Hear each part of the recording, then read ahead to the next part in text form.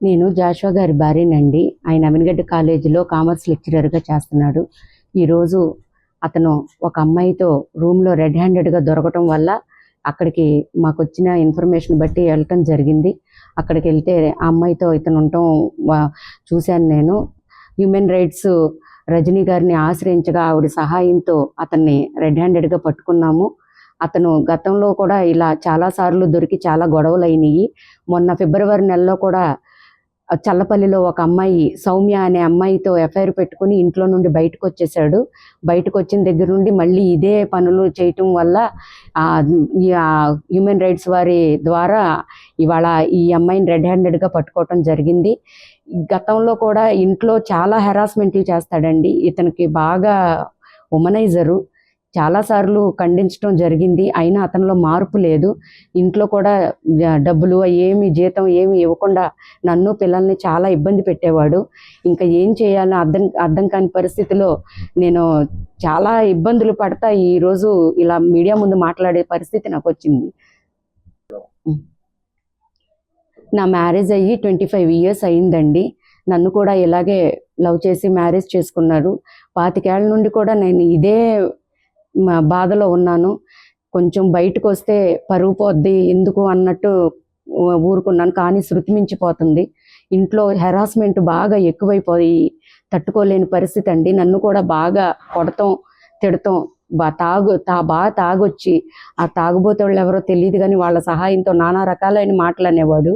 ఇంకా అది భరించలేక నేను ఈరోజు మీడియా ముందు మాట్లాడుతూ నా 25 సంవత్సరాల నుండి నేను ఈ చిత్రవద అనుభవిస్తున్నానండి. ఇతను గతంలో కూడా ఒక 10 సంవత్సరాలు లేడీ ఎమ్తుల కాలేజీలో మాస్టర్గా చేశాడు. ఇప్పుడు రీసెంట్గా 3 years బ్యాక్ అమీన్గఢ్ కాలేజీకి ట్రాన్స్ఫర్ అయ్యాడు. లేడీ ఎమ్తుల్లో కూడా చాలా విషయాలు నాకు తెలిసేవి. ఒకసారి అయితే ఇంటికి ఒక అమ్మాయి కూడా వచ్చింది నన్ను మ్యారేజ్ చేసుకుంటానని. అది కూడా చాలా పెద్ద గొడవ అయింది. అప్పటి నుండి మారతాడు అనుకున్నాము.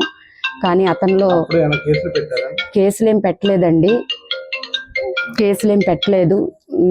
కేసులు పెట్టకుండా అమ్మ మరి ఏం చెప్పాడో ఏమో అమ్మాయి వెళ్ళిపోయిందండి.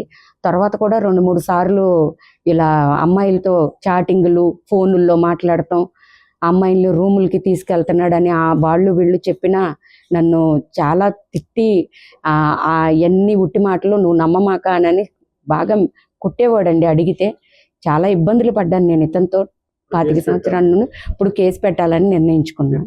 పెట్టానండి. మరి రేపు వచ్చి పొద్దుపోయింది కదమ్మా రేపు మాట్లాడదాం అన్నారు. ఫిబ్రవరిలో గొడవ అయితే నాతో మా అబ్బాయి కొట్టాడు. ఇట్ట కొడితే పారిపోయి వచ్చి ఇక్కడ తలదాచుకుంటున్నాడు. పెళ్ళి 5 సంవత్సరాలు అవుతుంది. 25 సంవత్సరాలు. ఎవరైంది అతను? మొహం పగిలిపోద్ది. వాళ్ళ హస్బెండ్ మా హస్బెండ్ అండి. ఏమైంది? కొడుతున్నారు. అమ్మాయి తెచ్చుకున్నాడు రూమ్ కి. ఏమైంది ఏంటండి? ఈ రూమ్ కి దొరికాడు. అమ్మాయితో దొరికాడు. ఓనర్స్ ఇక్కడ ఉండరంట, పైన ఉంటారంట. అమ్మాయితో నాకు రెడ్ హ్యాండెడ్ గా దొరికాడు. 3 నెలల క్రితం ఇంకొక అమ్మాయితో దొరికి ఇంట్లో నుండి పారిపోయి వచ్చి ఇక్కడ ఉంటున్నాడు. ఏం చేస్తాడు అమ్మాయి? అమీన్గఢ్ కాలేజీలో లెక్చరర్. ఏ సబ్జెక్ట్ అమ్మాయి? కామర్స్. పేరు జాషువా కలపాల. ఐడి కార్డు ఇవ్వండి. ఎంతమంది లేడీ అంకుల్.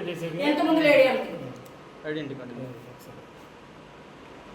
నాకు 2 కొడుకులండి. మా పెద్ద అబ్బాయి డాక్టర్ చదువుతున్నాడు. మొన్న కొడుకు కొడితే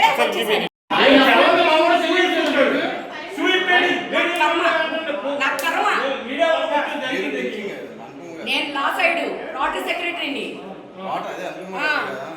ఎలా ఇచ్చారు ఓనర్స్ పట్టించుకోరా? ఇల్లు అడ్డించాక సరిపోద్దా? ఎవడొస్తున్నా